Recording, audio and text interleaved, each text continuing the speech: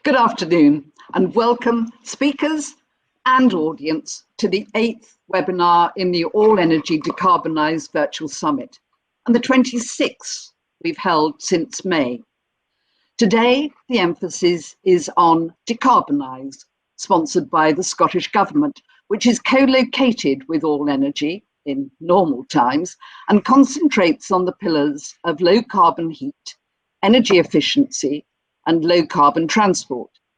This morning, we dealt with the first two subjects, and now there are over 160 people gathered in our virtual auditorium for next steps in transport, decarbonising mobility and reducing air pollution. I'm Judith Patton, Project Director of our duo of shows and the co-creator of All Energy way back at the start of the century. It's time for some housekeeping points. Whilst I talk, my slide will help you get the greatest benefit possible during your time with us today and afterwards. It is important that if you would like to ask questions or rate this webinar, you shrink your screen from full screen to be able to see where to do those things. And if you opt for attachments, which is also there, you can see all 8 of the webinars held during this virtual summit listed. Tuesdays and yesterdays are already available on demand, and this one will be so later on today. The presentations will take a little longer to get online, but will be there very soon. Decarbonising transport is a top priority for both the UK and Scottish governments, and we usually have 5 or 6 90-minute sessions at the live event at the SEC in Glasgow. Some of you will recall we call it Smart Urban Mobility Solutions. And as well as conference sessions, we have displays of low carbon vehicles. We look forward to getting back to those days. But today we have something of a whistle-stop tour covering transport strategy, preparing the economy for a low carbon future, and air quality. I'd like to particularly thank Transport Scotland for their invaluable input in helping me get this session together. Our chair this afternoon is Ben Fulser. He heads KPMG's Infrastructure Advisory Future Mobility team, what a mouthful, providing consultancy services to clients spanning zero-emission mobility, intelligent transport, smart ticketing, fare payment systems, mobility as a service, connected and autonomous vehicle technologies, demand-responsive transport and command and control, including traffic management and signalling. So it's not surprising that he's also one of our 6 experts with all that knowledge from whom we're going to hear today. Without much more ado, I'd like to urge all of you here today and your families to stay safe. But now I'd like to pass over to Ben and wish you all a successful and inspiring 90 minutes. Over to you, Ben.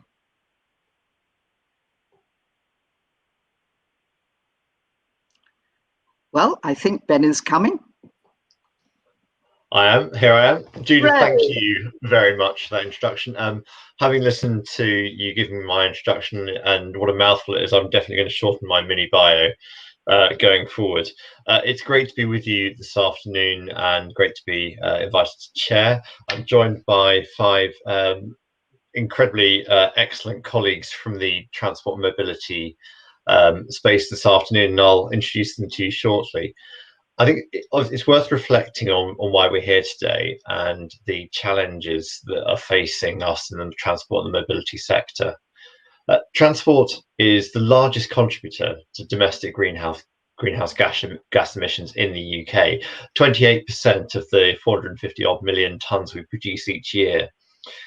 It's 4% higher this year than it has been in 2013, which gives you an indication of some of the key challenges we're facing, despite obviously already trying to move to a more decarbonised transport environment. In 2018, of the 127 million tonnes of transport emissions that we produced, 55% were from cars and taxis, 33% from HGVs and vans, and a small amount, 5% from domestic shipping, 3% from buses, and roughly about 5% from other, which means we think we know it's something, one of those regions. I think it's also worth reflecting that a further 45 million tonnes were created by international shipping and aviation. So to put that in perspective, that's another sort of 30% on top of what we're seeing from our just domestic ground-based contributions. Committee on Climate Change said it is technically possible to meet our 2050 commitment to net zero, but not without significant action and rapid action now. And of course, it's not just about meeting that net zero commitment. It's about improving air quality significantly. More than 1 in 19 deaths across UK towns and cities is attributed to poor air quality. And we've already seen significant number of cities declaring climate change emergencies, reflecting not only on the 1.5 degree commitment, but also on improving their quality of life for citizens. I spent some time personally in Birmingham in Nechells, which is one of the worst affected areas in the UK for air quality, just on that wonderful junction with Spaghetti Junction and the road into Birmingham. And it's astonishing just to spend a day there and live the lives of the people who've got to suffer from the air quality issues. So it is incumbent on us as an industry to try and resolve this and to do it quickly. But it's not just about the doom and gloom of doing that. We have opportunities in here, and the zero emission economy is something that we should absolutely be targeting. It's a government's number 10 commitment. It's something that I know is really of a key interest to Scottish government as well, which is to look at the industrial strategy opportunities associated with that transition to zero emission mobility. The UK is a powerhouse for advanced manufacturing. We've done some fantastic work in this space. We have a real opportunity now to grasp the nettle and say, let's not only deliver much better air quality and our net zero commitment, but let's create jobs and GVA growth opportunities from it. So without further ado, I said I would introduce my colleagues today. I'm going to kick off with a short presentation on what we think the future fuels mix could be and some of the challenges in delivering that. But I'm also joined by Jen McVeigh from Transport Scotland, who's going to talk about their commitments and the programme for delivering zero emission mobility. We have Andrew Mulby from the Scottish Environment Protection Agency, Mark Urbanowski from the UKRI and Driving the Electric Vehicle Revolution Challenge, Vincent McInally from Transport Scotland and talking about low emission zones, Richard Kemp Harper from Arcola Energy talking about the opportunities for zero emission heavy duty vehicles in Scotland. So I think you'll agree it's a pretty all-star cast, and I'm really looking forward to seeing my fellow presenters and their presentations. So in terms of the format of today's session, each of our presentations is roughly about 8 minutes long. Mine's going to be slightly shorter because I realise I've taken up some of the time already in my introduction. And we're going to go through each of those presentations and then have Q&A at the end in a panel style format, which I'll chair. Very much welcome your questions. The team here at All Energy and Decarbonise will be providing those questions to us, and I'll also be taking the opportunity to ask fellow panelists questions on their presentations. I'm sure there'll be a lot to discuss. Heather Cowan will also be joining us, hopefully from Transport Scotland, for the panel session at the end of today. So if I could ask my presentation to be loaded, please, and then we'll make a start.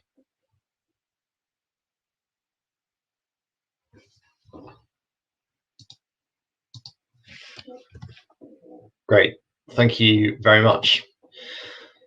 So I think it's fair to say, we think about the zero emission challenge.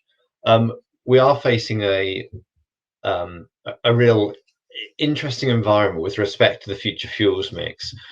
There's no absolute single answer to what fuel is going to be the zero emission tailpipe solution. And indeed, we expect there to be transient fuels in that mix as we go forward. I think most people in industry will recognise that the two main contenders are going to be battery electric and fuel cell electric in the longer term.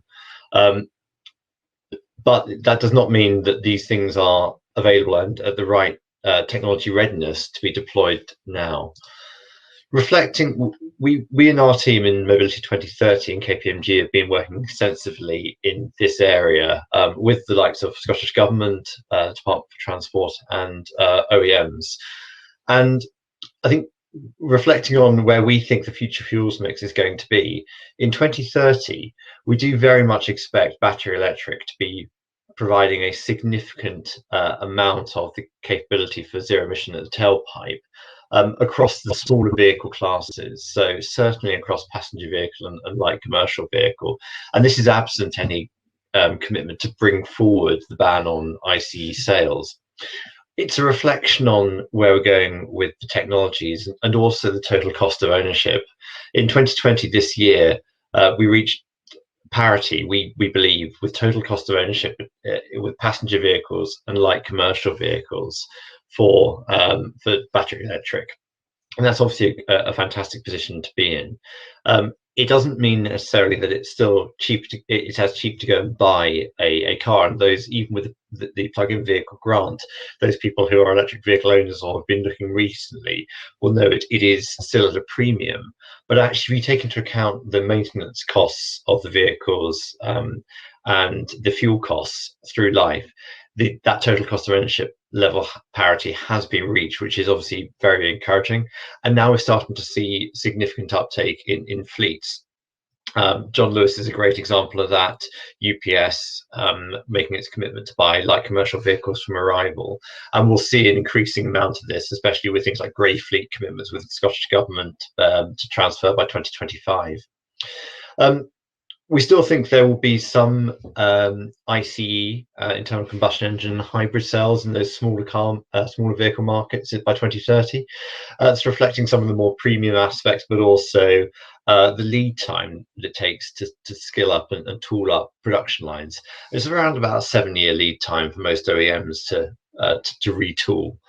So there will be part of that, and we will see some fuel cell in the smaller vehicle classes. As we move into the larger vehicle classes, clearly that's going to be a lot more difficult. The energy density and the storage capacity in batteries and the weight to power ratio makes it a lot more difficult. Although we do see there being a significant amount of battery electric capability in the bus and coach market.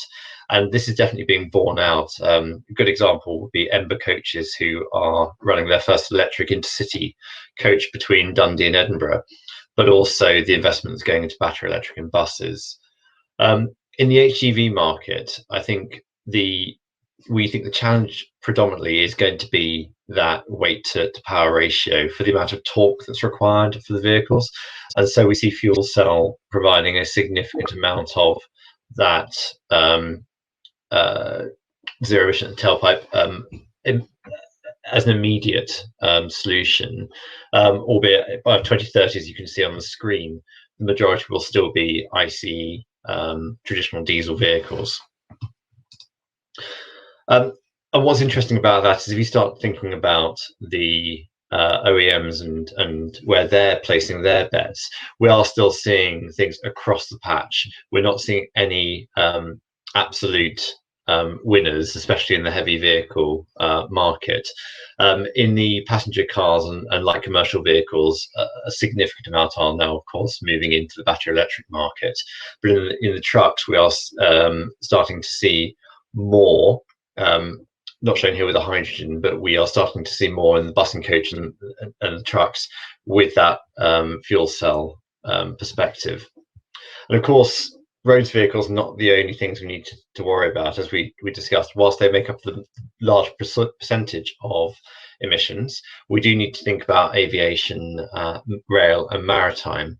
And it was great to see Network Rail releasing its interim transport network decarbonisation strategy earlier this summer, and Transport Scotland's route to decarbonising rail in Scotland, and also the establishment of the Jet Zero Council within the UK, and the commitments made by government to and associated funding to be able to support that transition to net zero or jet zero aviation.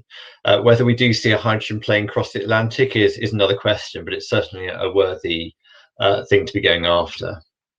I think there's a key question for us as well. It's not just the consideration around the tailpipe emissions. We need to think about the whole concept of well to wheel or well to propeller in terms of the cleanness of the fuel. And certainly anything that can be taken from a renewables perspective, whether that be directly from renewables into battery charging, or whether it could be from renewables into electrolysis for production of green hydrogen, is a very positive thing. We recognise, though, that especially by 2030, that's not going to be the full picture, and we are going to have the electricity and fuel that has been produced without being derived from renewables power. And it's about how do we make sure that we are moving to as much use of renewables for the production of that fuel as possible. I think just to conclude, obviously from our perspective, there's going to be a significant change in the industry to support this transition to zero emission mobility. And that change is going to be across all sectors, and it's going to require collaboration and working together to deliver those future solutions. You look at the EV market, just to deliver the expected volume of cars that will be on battery electric by 2030. National Grid's analysis shows we'll need an additional energy demand of 18 terawatt hours, and that's significant. This is going to require new infrastructure. It's going to require new distribution infrastructure to the charge points. It's also going to require us to think about how we're going to do that in a renewables way. We're going to have to think about smart electricity and smart energy, making the most of the infrastructure we currently have and optimizing that as we go through the upgrade process.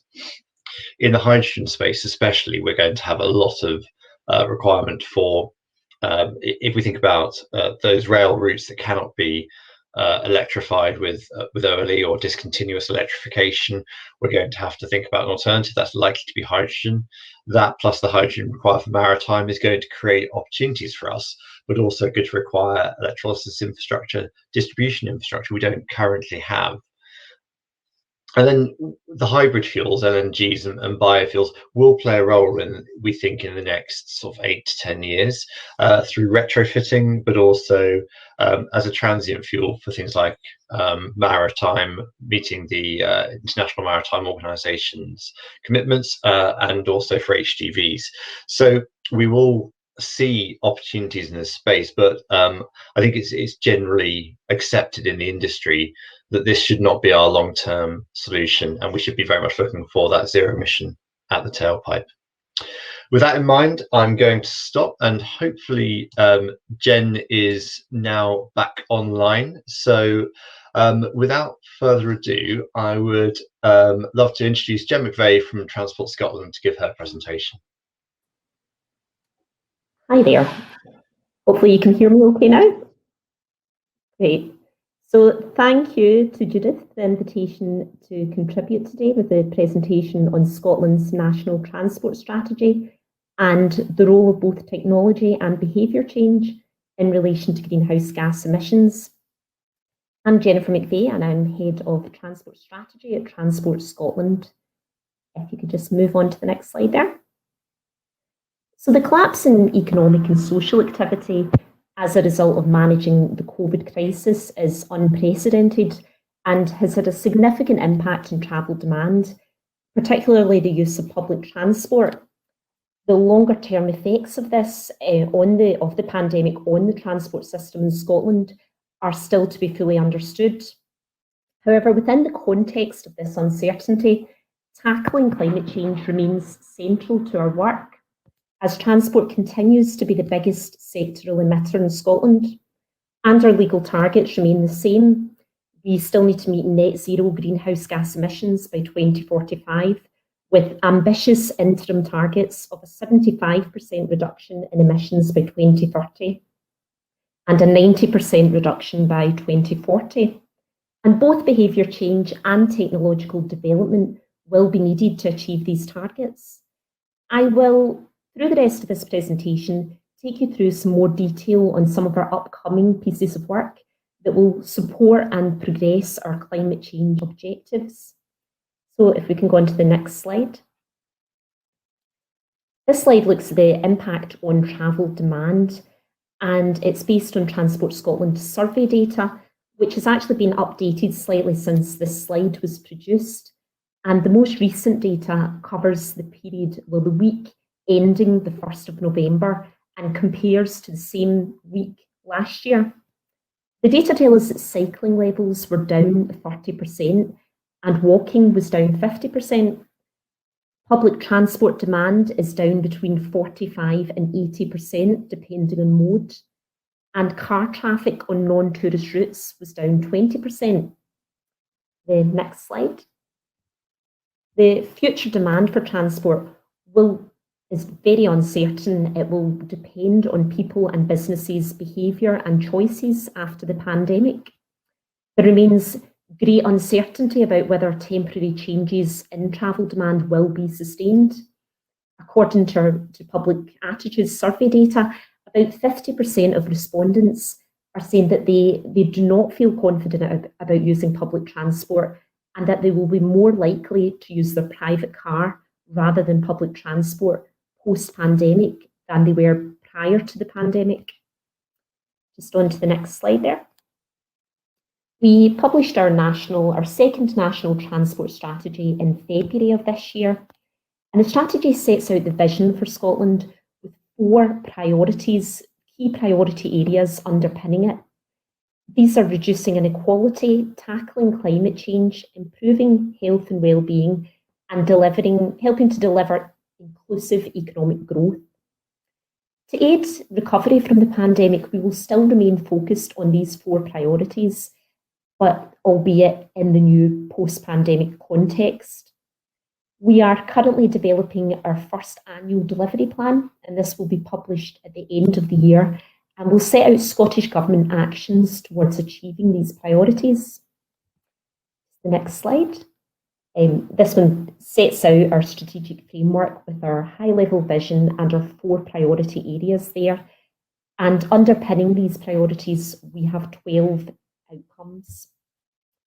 I'll just move on to the next slide, which shows our sustainable travel hierarchy and our sustainable investment hierarchy, which underpin all future decisions in Transport Scotland. We will prioritise active travel and public transport before private car use, and we will aim to reduce the need to travel unsustainably. We also aim to consider first how to best use and enhance our existing infrastructure before investing in any new infrastructure. More cities are adopting the 20-minute neighbourhood concept, which is about living locally, reducing demand for unsustainable transport. Just on to the next slide there. As I've mentioned, one of the priorities of the National Transport Strategy is to tackle climate change, and we will take forward action in that priority in our forthcoming delivery plan. Actions in the delivery plan will support behaviour change and innovation. I'll outline here some of the actions that the Scottish Government is taking around these areas, and then in the rest of the presentation I will highlight some key upcoming publications which also take forward Scottish Government action on climate change. We will support innovation through our £83 million Future Transport Fund. This includes the Switched On Towns and Cities Challenge Fund, through which we will incentivise applicants to develop solutions to electric vehicle charging. We will decarbonise passenger rail services by 2035, and we are working to decarbonise scheduled flights within Scotland by 2040. We will pilot a programme to deliver innovation in workplace settings, focusing on finding solutions to health and digital challenges. This will include encouraging applicants to find informal opportunities for networking when people are working from home. We will also encourage behaviour change. We have our £35 million fund offering zero interest loans for ultra low emission vehicles. And we have a commitments to invest over 500 million over the next 5 years in both in active travel and in bus priority infrastructure. Measures in the Transport Scotland Act will also encourage modal shift. For example, the Low Emission Zones Support Fund. Just moving on to the next slide here. This one illustrates the importance of both behaviour change and innovation. What we need is more active travel and public transport, and where this is not possible, more electric vehicles, in line with our sustainable travel hierarchy. Just on to the next slide. The second Strategic Transport Projects Review will inform investment decisions in Scotland over the next 20 years. In light of the COVID outbreak and the lockdown and the impacts these have had on travel demand, we are having to take stock and try and understand these impacts. So as a result of this, the STPR will now be undertaken in a phased approach. Phase 1 will focus on recommendations around locking in positive behaviours that have come out of lockdown, and that will report in spring 2021. Phase 2 will involve further detailed analysis and will report later in 2021. We've already kicked off more stakeholder engagement around the STPR just in autumn, just now really. And just moving on to the climate change plan in the next slide. Scotland's climate change plan was published in 2018 and it's currently being updated to respond to our new emissions targets. The update was originally to be laid in Parliament in April this year, but due to the COVID outbreak that was delayed and it will now be laid in Parliament before the end of the year in December.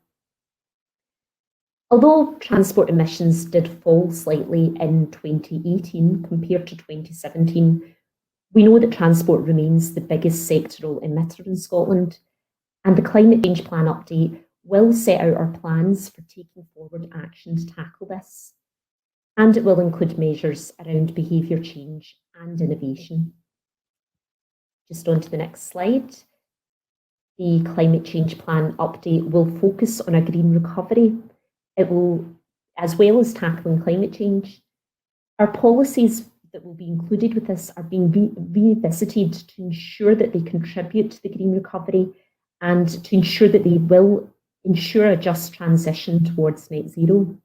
And this resonates with the calls from stakeholders. Just moving on to the final slide there to summarise. Our upcoming work includes the publication of the delivery plan for the second National Transport Strategy, and that will be published before the end of 2020. I have included the link to the mailbox there on the slide, and we would absolutely welcome any comments or thoughts or contributions that anybody has that we could incorporate into the delivery plan. We will be publishing this, as I said, in December, so would welcome any thoughts as soon as possible, really, around this. The Climate Change Plan update will then be laid in Parliament in December and will focus on the green recovery. The Phase 1 STPR report is due in spring 2021 and the Phase 2 report in late 2021. And then following on from that, we have the Conference of the Parties and then future climate change plans. I would just finish by stressing the climate emergency remains a significant economic and social challenge, and we absolutely must continue to respond in this, even in light of the COVID context. Thank you.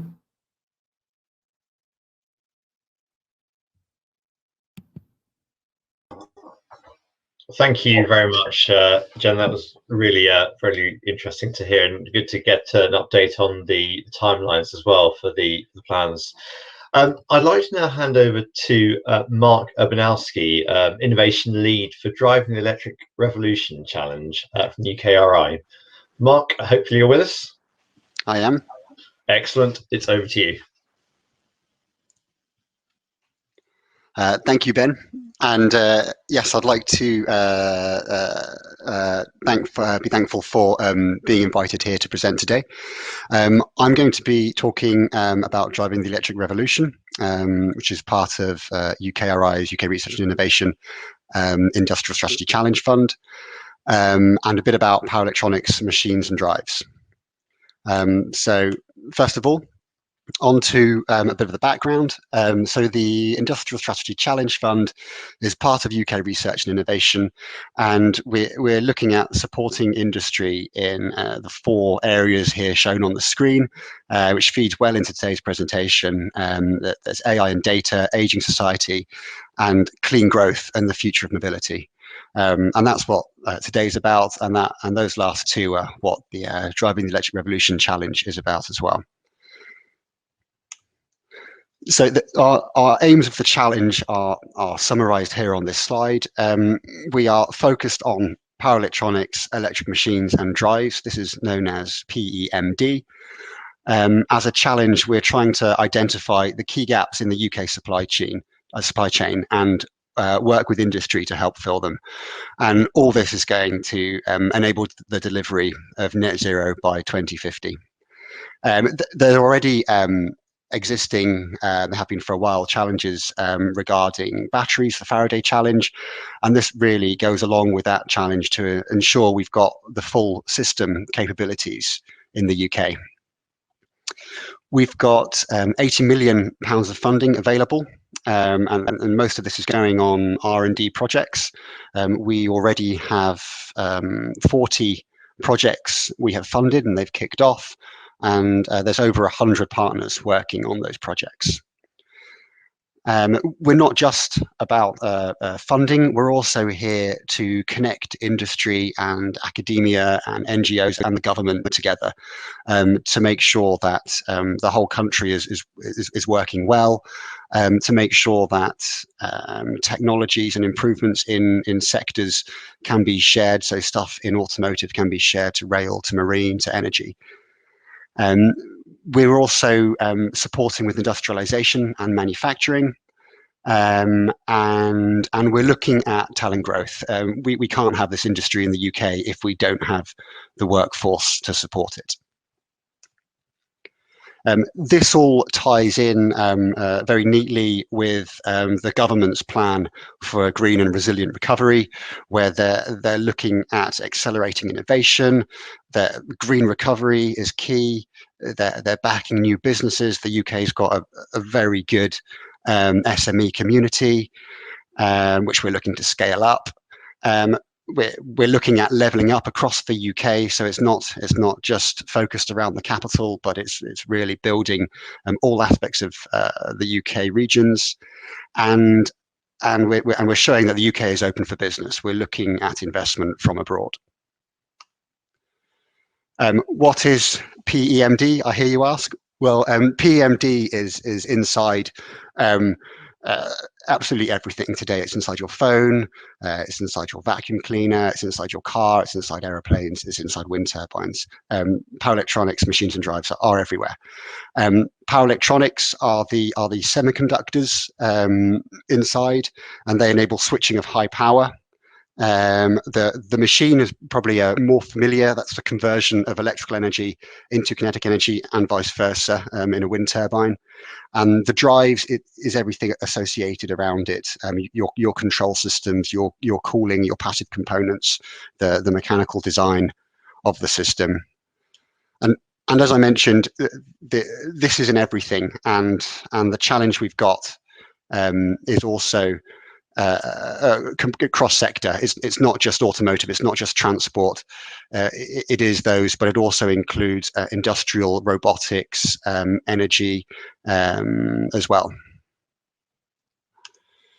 And it's very broad. We're interested in supporting the whole life cycle and the whole development process of power electronics, machines and drives. This is from the raw material. I don't think we're going to be mining for raw material in this country, but we certainly need a good supply of it. We need to process that material. We need to build that material into subcomponents, into components, integrate it into systems. And we also need to use it well, and we need to recycle these materials at the end of use, particularly some of the rare earth elements, some of the magnets, and the semiconductor materials being used in power electronics, machines and drives. A little bit of information on what we've done so far and where our funding's going.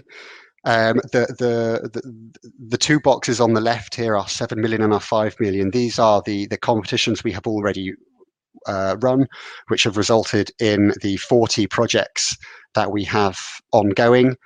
And they were the 7 million was our fast start when the challenge started, and the 5 million was our response to COVID to try and get industry back running, back doing some R&D.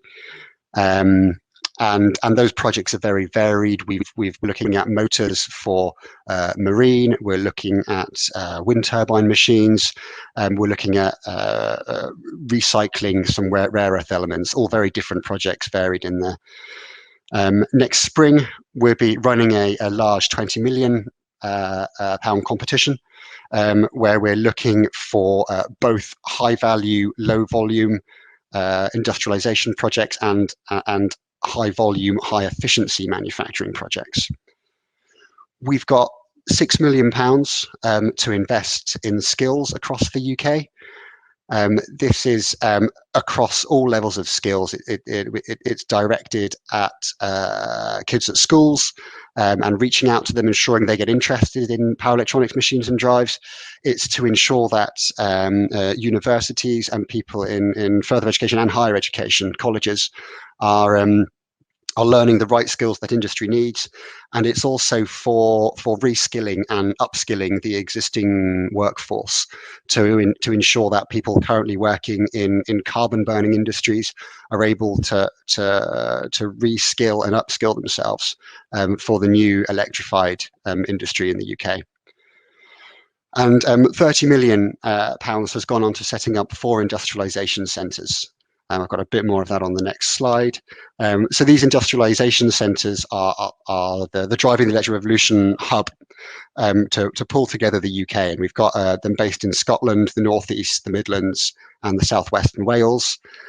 They are there to join up industry. There's 4 of these centres, but there's 35 key partners behind them all across the country, all highly specialised in power electronics, machines and drives. Most of the 30 million that has gone into these centres is being spent on equipment and expertise that currently doesn't exist in the UK. It's filling in key gaps that are required for us to have a complete power electronics, machines and drive supply chain. And yeah, that was my very quick presentation. I'd like to pass back to Ben now. Great, thanks ever so much, Mark. Really great to see the investments going in, especially into the skills agenda, which I think is such a huge part of this, enabling us to facilitate that transformation, and to the point we were making earlier around creating those GVA opportunities. I'd like to now introduce Richard Kemp-Harper of Arcola Energy. Richard's going to talk to us about the heavy-duty vehicle opportunities with low emission and zero emission. Richard, over to you if you're ready. Thank you very much, Ben. Good afternoon, everybody. Richard Kemp-Harper, Strategy Director at Arcola Energy. And yes, as Ben says, I'm going to be talking about the opportunities for Scotland in the heavy-duty vehicle space. As Ben highlighted in his slide, the heavy-duty vehicles are probably the greatest challenge in terms of emissions and decarbonisation. Still a large chunk of that, 2030 expected to be still internal combustion engine. But perhaps that greatest challenge is the bigger opportunity. And I want to highlight where I think those opportunities are in supply chain, in building the infrastructure and putting programs together to make deployments happen. There's a whole bunch of opportunity in that, and I'll take you through that in this presentation. That will be through the lens of Arcola Energy, so a brief introduction about us. We are specialists in hydrogen fuel cell technology, and as Ben pointed out, in our view, hydrogen and fuel cells have a really strong role to play, particularly in the heavy duty space, and I'll draw more of that out in a moment. However, we've been working this area for 10 years. We've done a number of vehicles. Some of you may remember from a previous all energy conference, a big double-decker bus, which was the result of our collaboration with Alexander Dennis.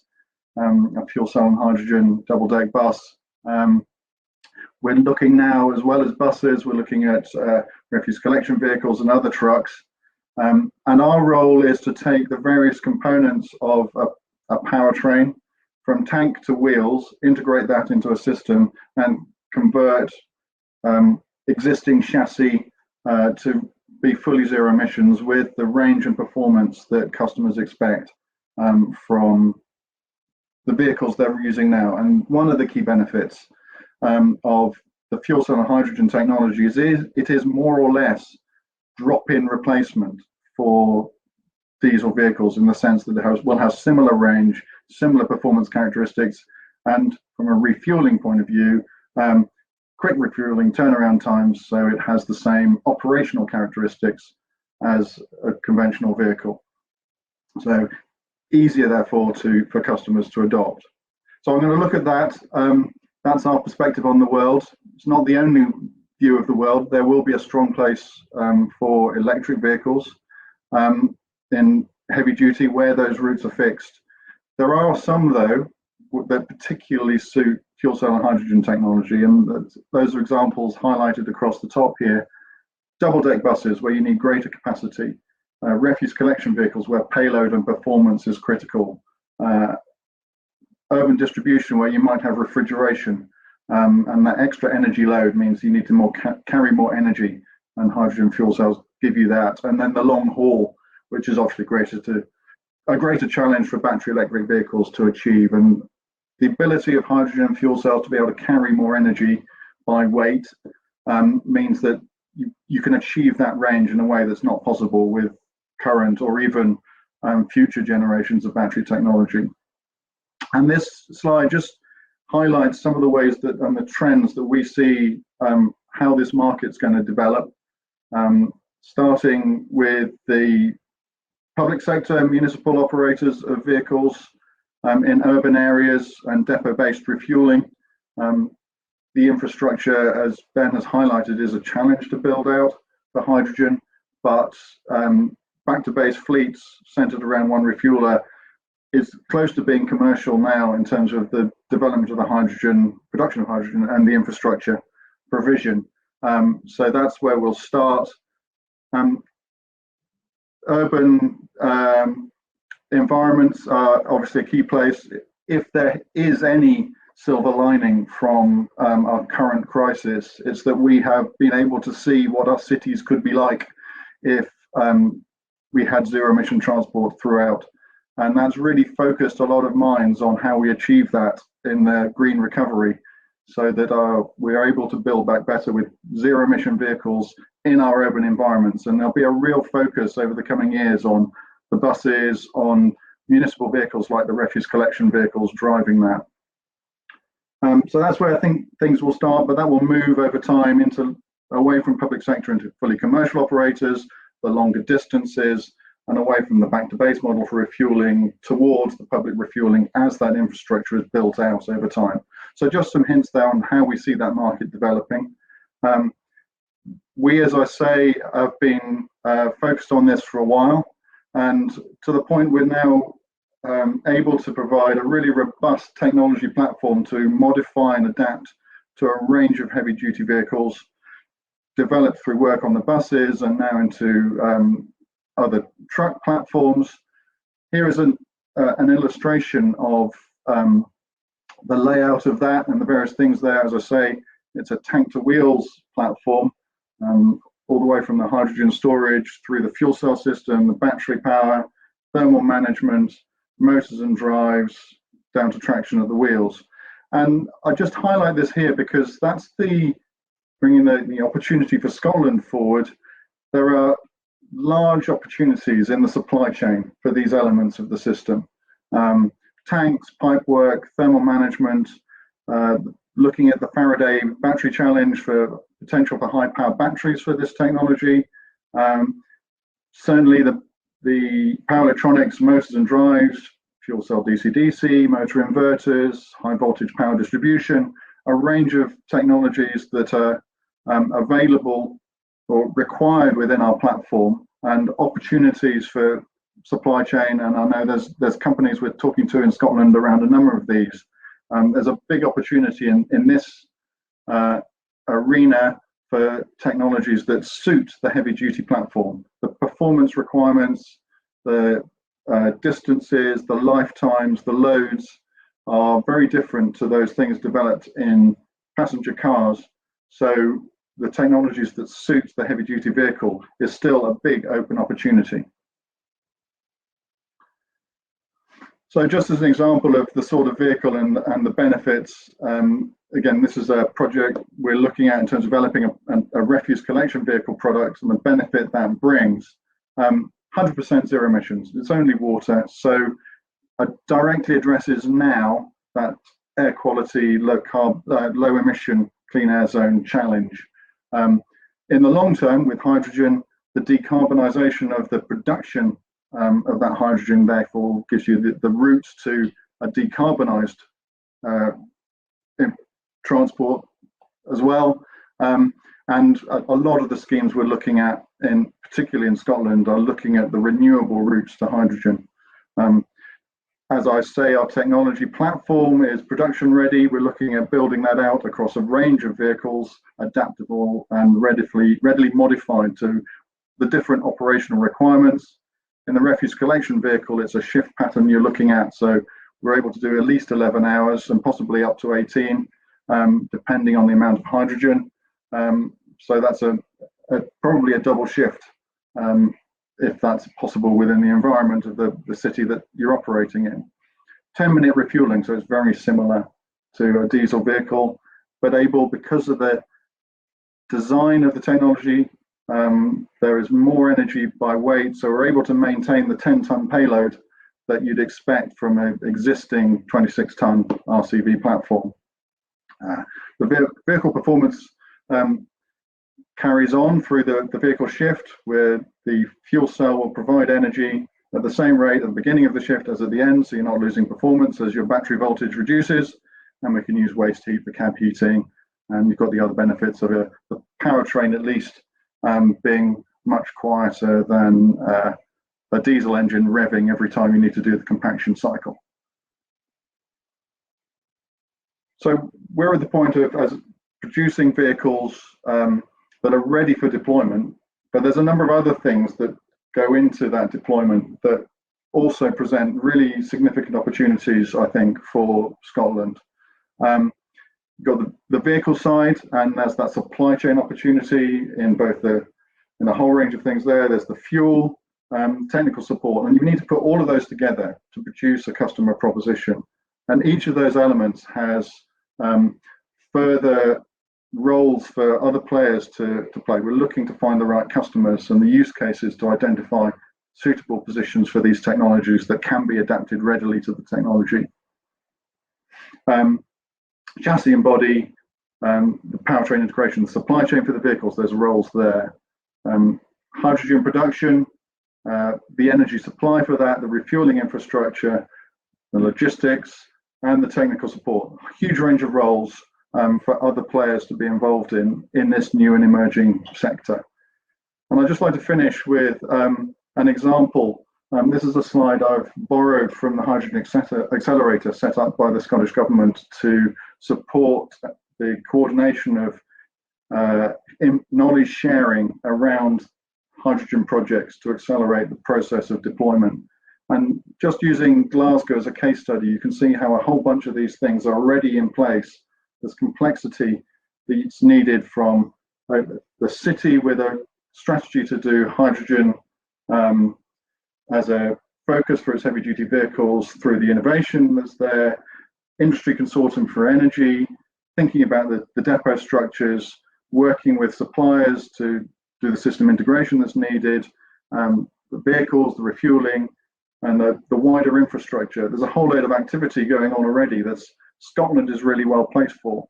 And there's a big opportunity in Glasgow and the other cities to draw all these things together and make a real focus for heavy duty transport, driving these things forward, transforming our cities with clean air and a route to decarbonisation of the transport network for these vehicles. So with that, I'll finish and hand back to Ben to carry on with the next presentation. Thank you. Great, very many thanks, Richard. I particularly like the bit on the slide that said the tanks are almost bulletproof. Just reminds me of a gentleman I met last year who'd invented a hydrogen-powered electric bike. Just the thought of driving around Paris with one of those strapped to my legs did not appeal greatly, I have to be honest, but reassuring to see they're almost bulletproof. I'd like now to introduce Vincent McAnally from Transport Scotland. Vincent's going to talk to us about developing low emission zones in Scotland and the journey so far. And a number of you will know Glasgow is launching it, and we've got things to follow up with Dundee and other cities. So Vincent, if you're ready, it'd be great if you could join me, please. Hello. Great. Fantastic. Yeah, as said, my name is Vincent McAnally from Transport Scotland. Thanks very much for inviting me here today to speak about the low emission zones. These conferences are always great. I think I've been to 2 before, and I've spoke at 1 previously in my previous job at Glasgow City Council. My role now at Transport Scotland is to help in delivering low emission zones to the 4 major cities in Scotland, which are Glasgow, Edinburgh, Dundee and Aberdeen. I'm just waiting on my slides starting. So if we could maybe put my slide up, presentation up.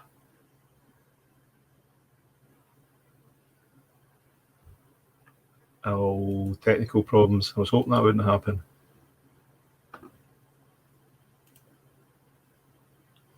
There we go. Great stuff. Okay. So to start with, I'll maybe just give you a little bit of the background on low emission zones. The 4 cities that I mentioned have had long established air quality management areas, but unfortunately these weren't delivering the improvements in air quality that we wanted. The statutory objectives for air quality in these cities were continuing to be failed to be met. So for that reason, in the programme for government in 2017, the government committed to the introduction of the low emission zones in these 4 cities between 2018 and 2020. The first low emission zones started in Glasgow in 2018. It just applied to buses at that time.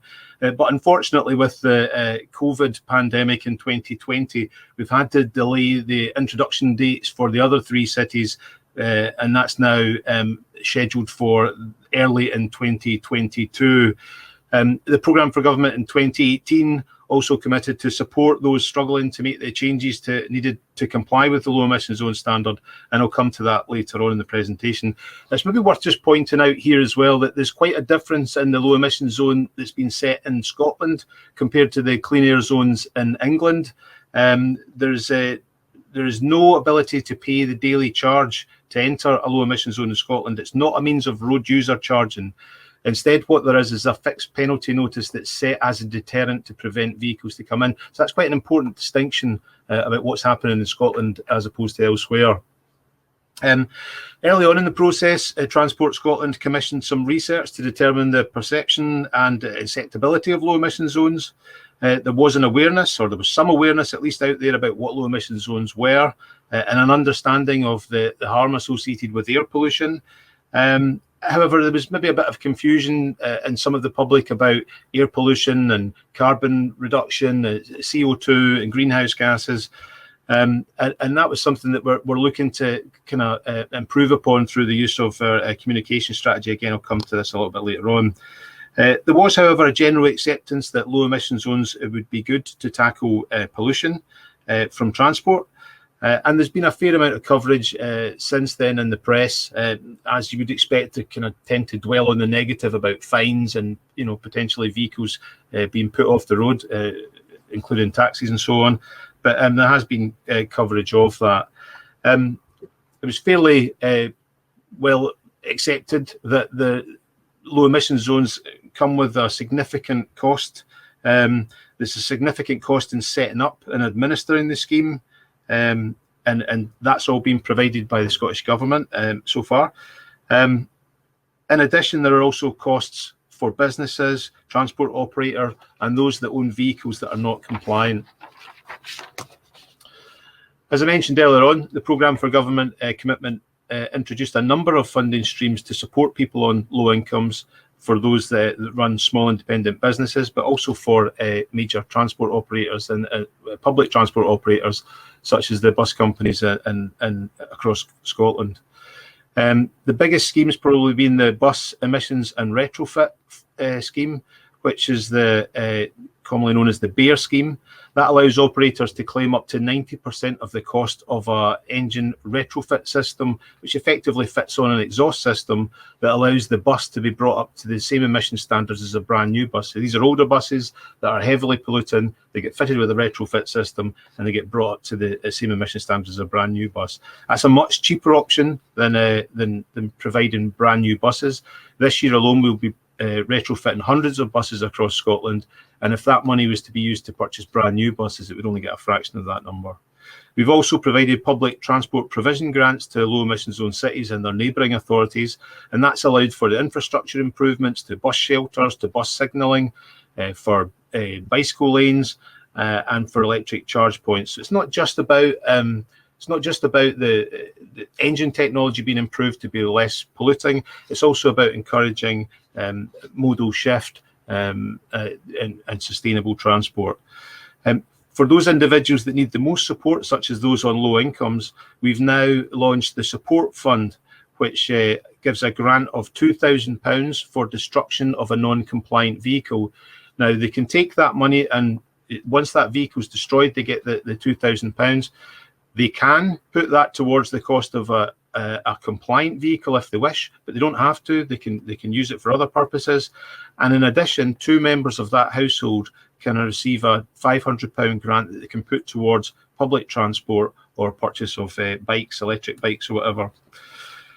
Micro businesses as well can get assistance, where they are offered £2,500 for the destruction of a non-compliant van or vehicle used in their business if it's affected by the low emission zones. There are also additional schemes allowing for the retrofitting of taxis, where they're fitted out with LPG conversions, vans and HGVs, again assisting small businesses to comply with the low emission zones. We've got a big communications strategy in place to make sure that this is fully understood by the public as it gets rolled out. That'll get ramped up the closer we get to 2022, when the low emission zones will apply to all vehicles. And we've got a dedicated low emission zones website, which is at the heart of our communications strategy, complete with a vehicle checker tool, where you can find out if your vehicle is likely to comply with the emission standards. Now, to do the low emission zone work in Scotland, we had to introduce, we had to bring about brand new legislation to allow us to do this. So the legislation was introduced at the end of 2019. That's the primary legislation. There are subsequent regulations that will be coming out at the start of 2021. They will detail things like the exemptions, the level of fines and so on, and the emission standards, which will be set at Euro 6 for diesel, which is the highest standard you can have for diesel, and Euro 4 for petrol. It's a demanding standard.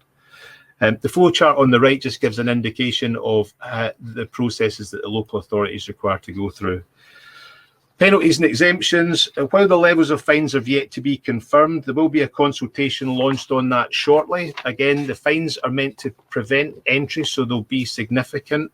It's not a daily charge we expect people to pay.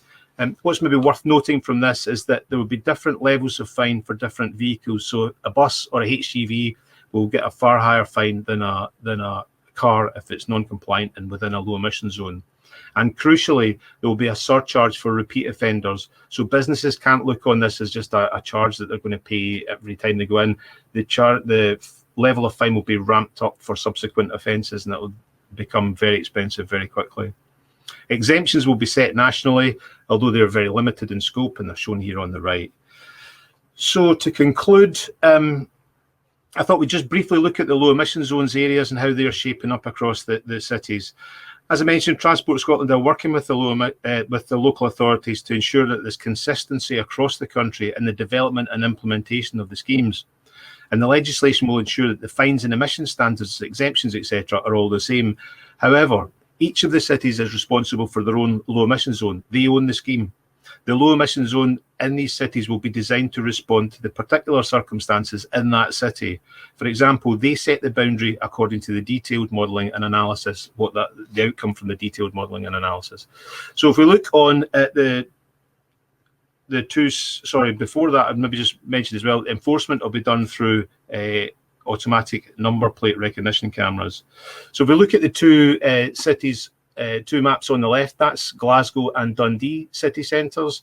They've decided that that's the best area for them to tackle. It's quite a compact part of the city, but it's also where the traffic's most congested, and the building topography presents the kind of the perfect environment for the traffic pollution to be a problem.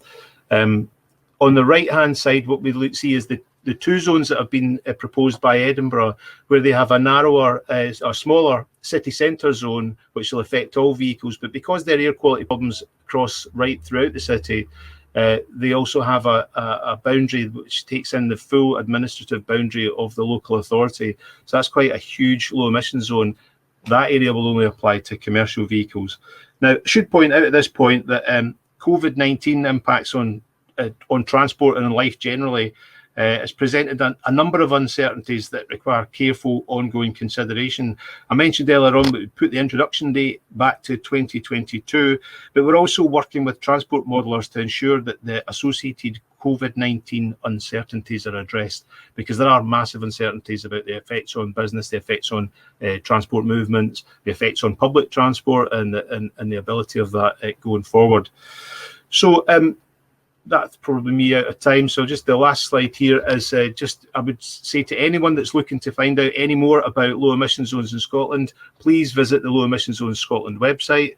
We've got lots of information, blogs, news, and links to what's going on in the various cities that I hope you'll find of interest.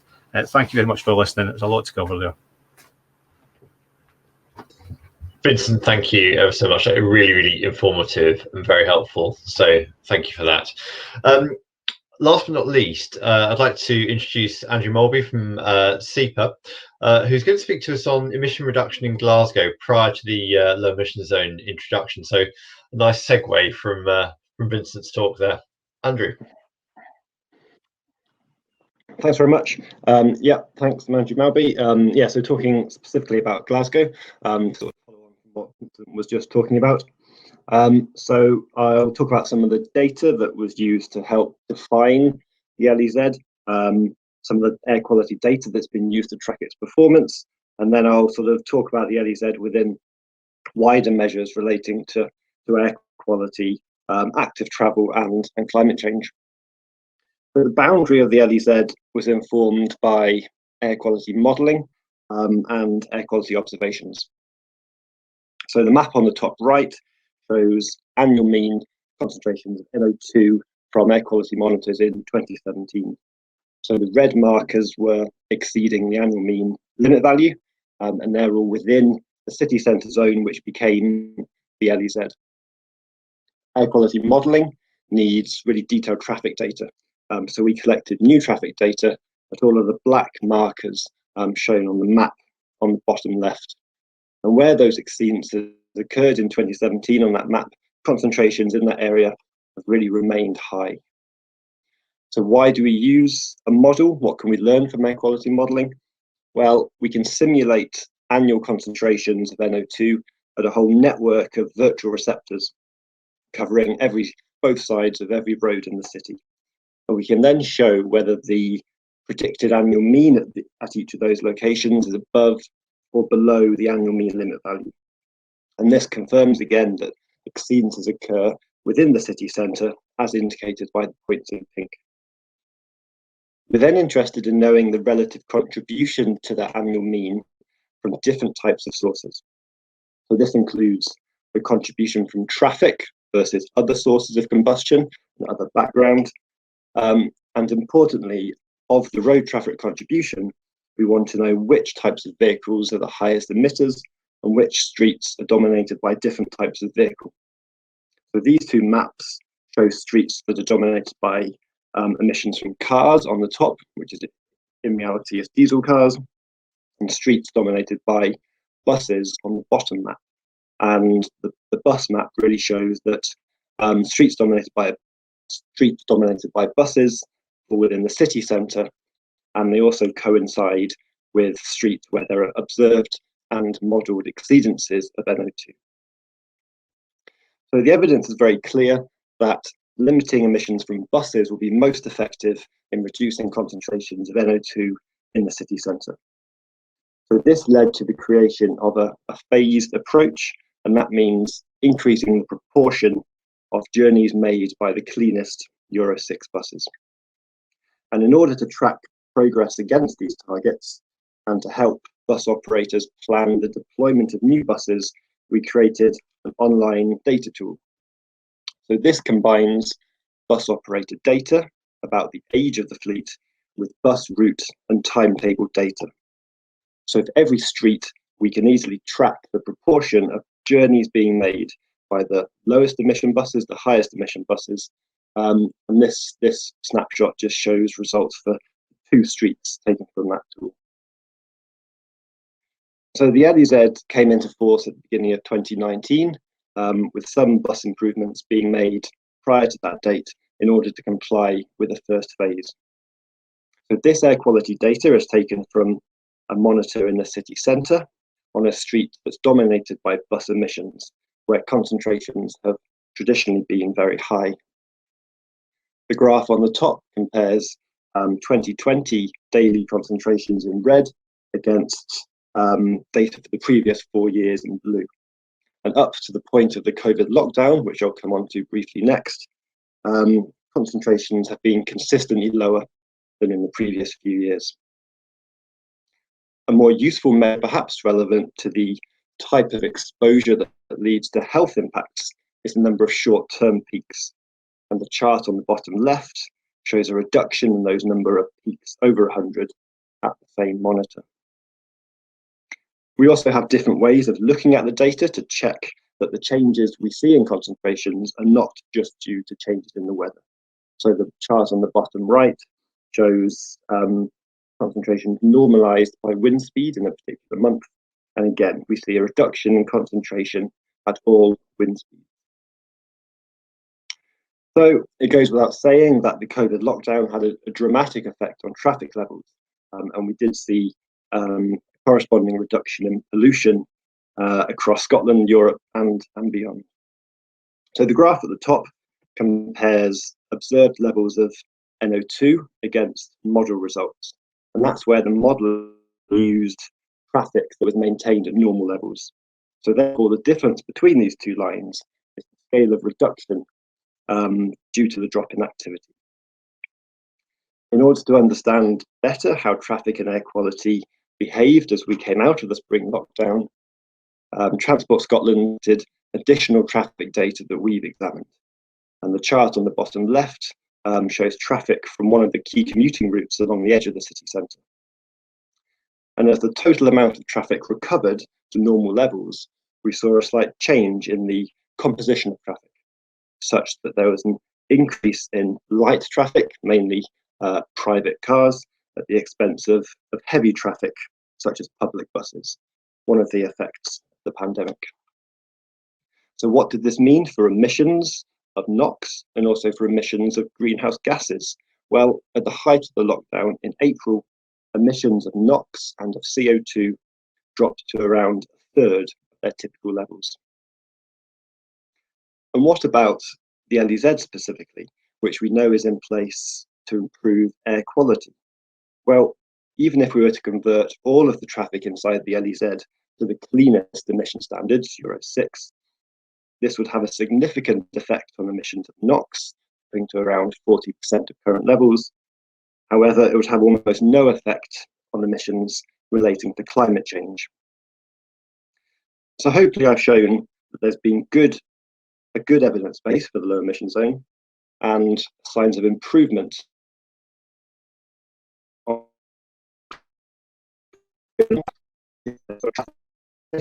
and necessitated increase in car use.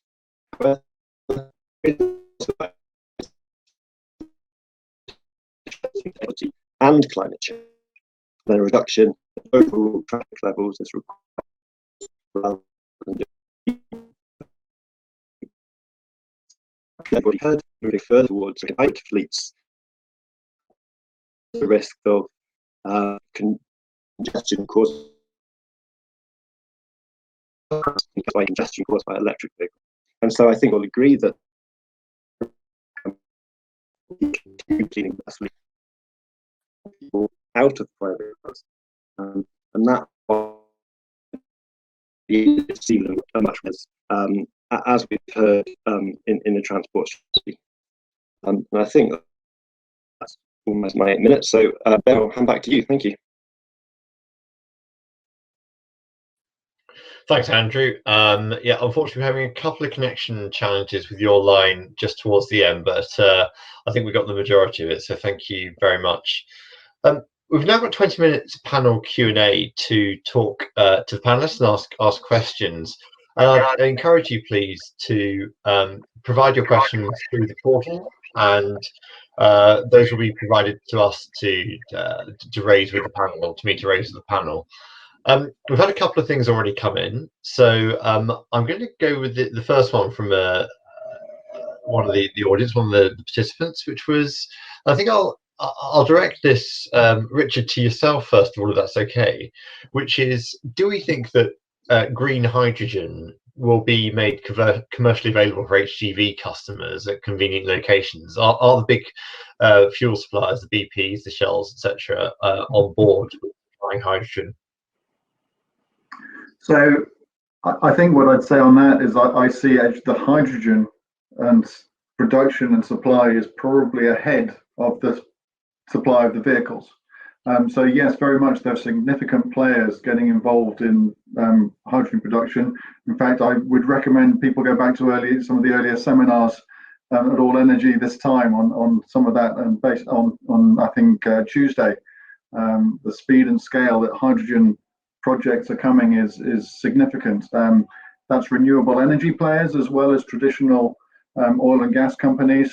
We've been working with a number of organizations, ITM Power, make the electrolyzers, BOC, familiar company working in hydrogen with the refueling equipment and supply of hydrogen from existing sites, and looking at the green side. So there's a whole number of players in that space. So I think the challenge is matching this potential for supply with demand and getting fleets of vehicles out to accept that demand.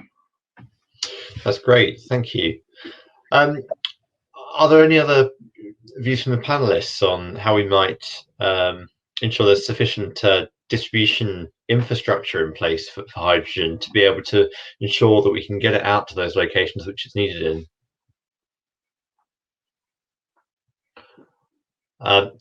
Okay, I think obviously that is a key challenge I think we're going to have to think about, and I guess this is where we start thinking about potential clustering and where we can make best bang for the buck with installation and investment in that distribution infrastructure. I've got a question for colleagues from Transport Scotland, and I guess Andrew as well, based on your previous presentation. I think we're all universally in agreement that it makes sense to low emission zones, especially we've got really poor air quality, are a sensible move as we're moving towards improving that air quality and waiting for the industry to catch up with low emission vehicles. What else can we be doing in this space? Are there other opportunities, increasing, for example, vegetation and biodiversity in city centres, active mobility, shared mobility? What are the other key areas that we need to be focusing on?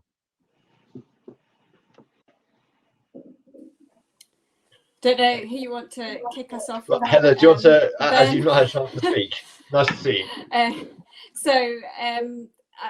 Hi everyone, I'm Heather Cowan, so also from Transport Scotland, and apologies I wasn't able to join the presentation earlier. I think what I was going to come in with, Ben, is that obviously there's quite a lot of crossover in terms of improving air quality and reduced emissions in terms of our climate change targets, particularly, areas of poor air quality are often also areas of lower income groups. So there's quite a just transition and inequalities focus, I think, around that question. So I'm sure the examples that you've given of green space, biodiversity, and I'm sure colleagues on LEZs can come in further, contribute to air quality, but also reduced emissions on car. So incentivizing car use, active and sustainable travel modes, road space reallocation. All these measures are part of the picture that we need in terms of our climate change ambitions, and also contribute to improved air quality. So I don't know if that's enough to start you off. Can I come in? Yeah, please do. Just to jump in, right? Thanks very much. Yeah, I mean, there's the air quality within the city centres is not a new thing that they've been dealing with. There are, as I mentioned earlier on, there are established air quality management areas with a whole range of actions that the local authorities are trying to introduce to improve the air quality within these areas. But the reality was it wasn't working quick enough to enable us to meet the objectives that we require to meet by the dates we require to meet them. So that's why the low emission zones have been brought forward. We want people out of cars. We want them onto public transport, using sustainable transport. Obviously, apart from being told not to use public transport because of COVID, but we do want people using the buses. And what we found was that the buses were the largest polluters on the streets where we had the highest levels of pollution. So it wasn't just as simple as saying get out of your car and get into a bus. If everybody did that, we would still have had the air quality problems within our city centres. So the low emission zone, one of the first things it did was tackle the emissions from buses by bringing them up to a better standard. And that has improved. I mean, the results in Glasgow have been quite significant, and that's not even all of the buses fixed yet, but that has made a huge difference to the air quality within Glasgow. But yeah, I mean, it's not rocket science. Get people out of cars into public transport, sustainable transport, but the public transport needs to be cleaned up. Great, thank you. Just building on that and picking up on a question from the audience, Vincent, are there any plans to have any community-specific low-emission transport funds available? Or maybe it's for Heather and Jen as well. So there's a reference to the Orkney Islands, where there's been community vehicles providing an important lifeline to help individuals in communities during lockdown. We'll think about sort of car clubs and potentially expanded car clubs and zero-emission cars. Is that something that is being considered? Yeah, as I mentioned in the presentation, we had something called the Public Transport Provision Grant, which is not exactly a snappy title, and maybe doesn't exactly reflect everything that was supported by that. But one of the things that we did was put in electric charge points for existing car clubs and to help expand the car clubs in Glasgow, in order that they could then change their vehicles to fully electric vehicles.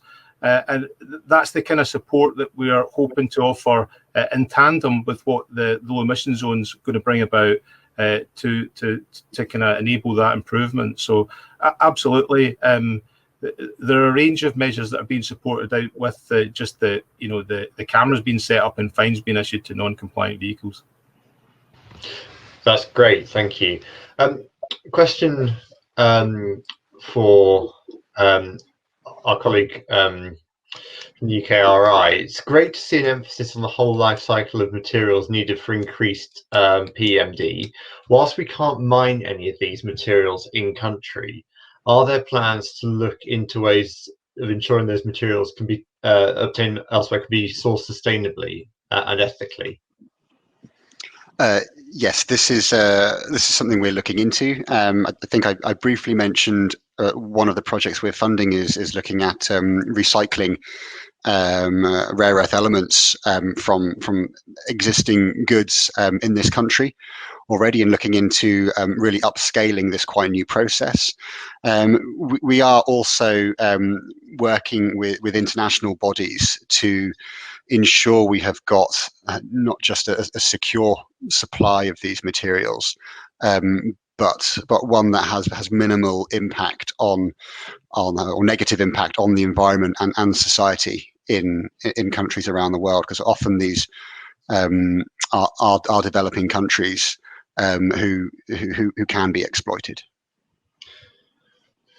Brilliant, thank you. I think that that's echoed as we start certain conversations that we've had with Bays around industrial strategy and build versus buy. That's echoed quite considerably throughout all of those discussions around the buy component. Mark, thanks for that. That's a really helpful response. There's an interesting question that's come through around, can we offer thoughts as a general collective around commercial business models for transport and logistics companies to initiate conversion of their heavy fleets to hydrogen? So I suppose I'll broaden that out a bit, because I think that it's worth considering both forms of decarbonisation here. There's the battery electric for the light commercial and medium commercial, and then there's the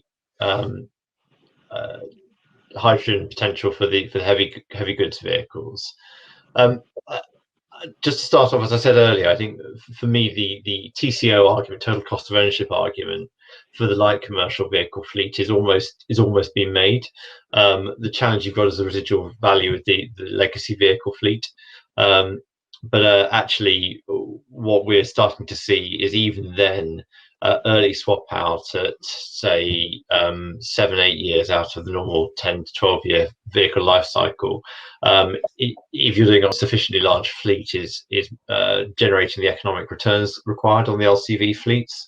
The incremental difficulty is the grid connection costs for connecting depots, and that's something that both Ofgem, I know Scottish Government and others are looking at with respect to how do we potentially address those issues. And that can be done both through regulatory reform, that can be done through close collaboration of industry, and also clustering of industries as well.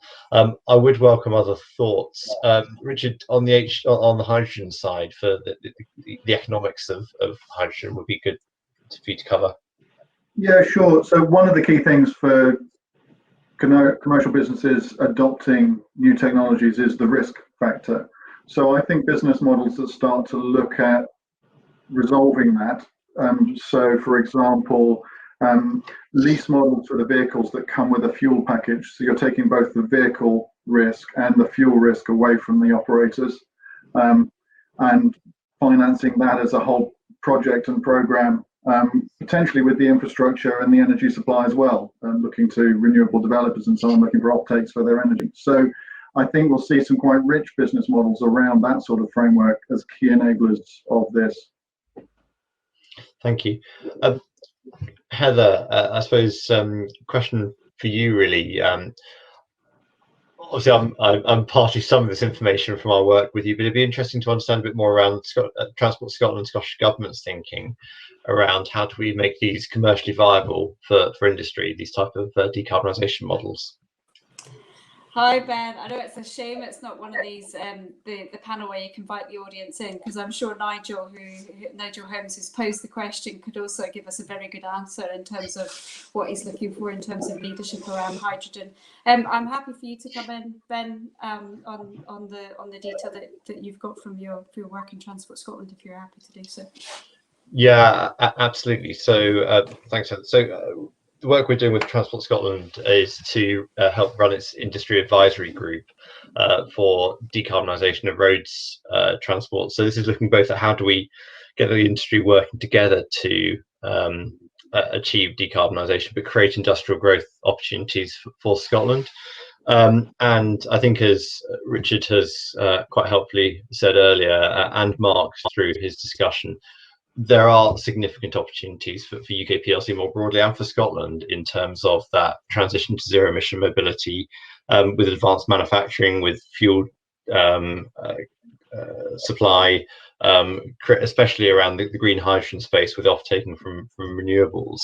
I think for us, the interesting thing we're looking at with the industry advisory group now is those commercial models, whether there are new financial models that could be set up with collaboration of different counterparties. Packaging is a key element of that, and Richard, you mentioned bringing fuel in as well as the capex cost. So how do we blend capital, opex, and finance in a way that can be both sustainable from and attractive from a private sector perspective, from an operator, from an owner, but also is sustainable in terms of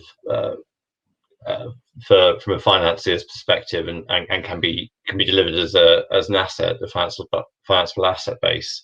I think what's really interesting about this is we're looking at it as a holistic piece with Scottish Government to say we know that there will be some funding that's required to support this and some hybrid financing, but how do we do that in a way that enables us to accelerate adoption of zero-emission vehicles at the same time as creating opportunities for demand for those technologies, and therefore the demand for the industrial strategy perspective.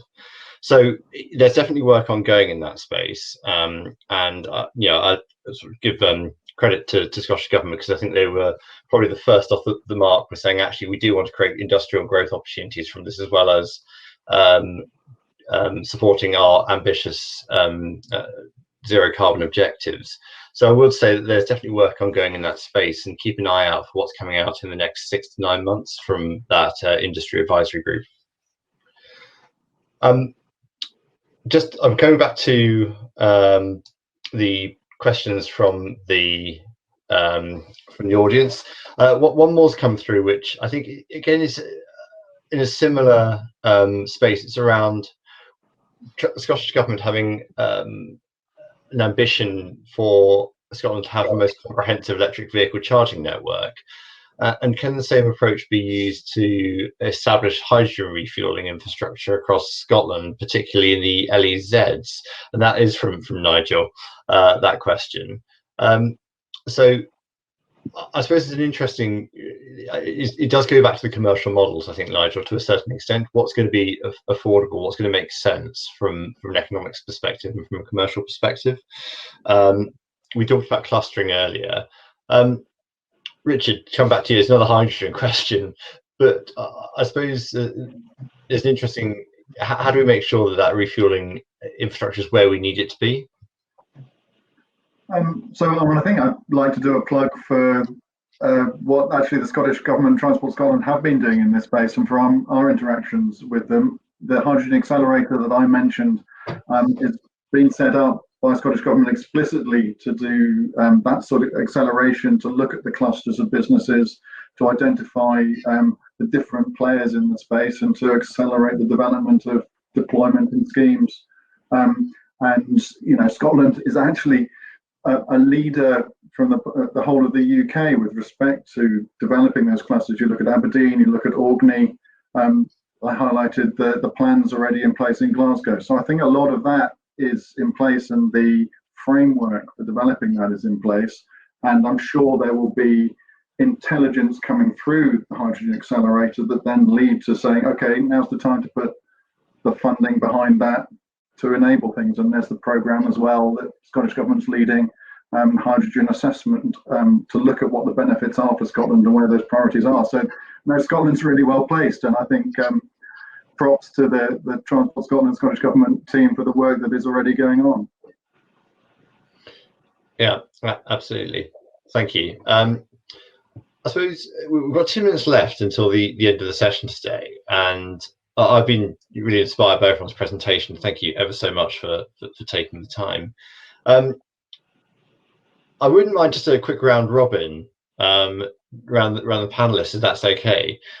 Just on your thoughts on, if you were going to say the biggest focus area for you and your organisation in the transport decarbonisation space in the next 12 months, what would that be, and what do you think is the key area that needs most attention? Can I start with Andrew, if possible? Yeah, sure. I guess sort of handling uncertainties and modelling are always a big challenge, and one aspect of that is the uncertainties in future estimates of emission factors and how the fleet is expected to clean up in future. So I'd probably say, yeah, sort of research to do with the uncertainty around emission factors and how that then feeds through into the uncertainties in our modelling. Great, thank you. Vincent, can I come to you next? Yeah, I mean, sort of, as I mentioned earlier on, the COVID uncertainties at the moment are really putting a bit of a spanner in the works about everything. Our low emission zones were also dependent on people using public transport, and at the moment that's not happening. I don't think people will be rushing to get back on buses anytime soon, so our kind of projections and expectations are a bit out of kilter at the moment. And yeah, I guess it's to see how that happens. We are in uncharted territories, and we don't know what's going to look like in the future. The bus operators are all, they're all private companies. They need to make a living. We don't even know what that offering is going to look like, a year from now. So I think that's the biggest uncertainties that we have, and that is a concern. Jen, if I can come to you. I sort of 2 weeks into role. Yeah, the biggest focus really I'm focused on right now is the delivery plan for the National Transport Strategy. So bringing in stakeholder views on that and publishing that by the end of the year, and taking account of the 4 priorities in light of all the uncertainty. Great, thanks. Heather? Yeah, building on what was said, I agree with George about the global uncertainty in transport demand and how difficult that makes it for all of us in terms of the work that we're taking forward in the strategic decision making. But I think the priorities in terms of decarbonisation for us will be the transport chapter in the climate change plan update to set the pathway for those statutory targets on emissions reductions for transport, given that we know transport's the biggest emitting sector, and then starting or continuing work, of course, because we're already working on a whole range of areas, but continuing the work to deliver that and to deliver the step change that's needed towards the 2030. Thanks. Great, thanks, Heather. Mark? For us, it's joining up and understanding the power electronics, machines and drives community in the UK, making sure that everybody is connected from research at universities to industry, trying to manufacture products, and making sure that technology and knowledge and expertise is shared between all of the different sectors, from transport and energy and industrial. Great, thank you. Richard, last but certainly not least. Thank you. For us, it's deploying fleets of hydrogen fuel cell electric vehicles. The only way to learn really about this stuff on how to do it is to do it. And so that's our focus now, is for buses, for bin lorries and the other things, is to actually get vehicles on the road. Great, thank you. Well, thank you again all for joining us, panelists, giving up your time today and for your presentations, and thank you to you, the audience, for joining us for 90 minutes, just over actually now, and I hope that it's been an informative session. As Judith said, I'm sure contact details and presentations have been made available. Please don't hesitate to reach out if you've got any questions. Otherwise, I wish you all a very pleasant rest of your Thursday afternoon and a good weekend, and we'll look forward to seeing you soon. Thanks all.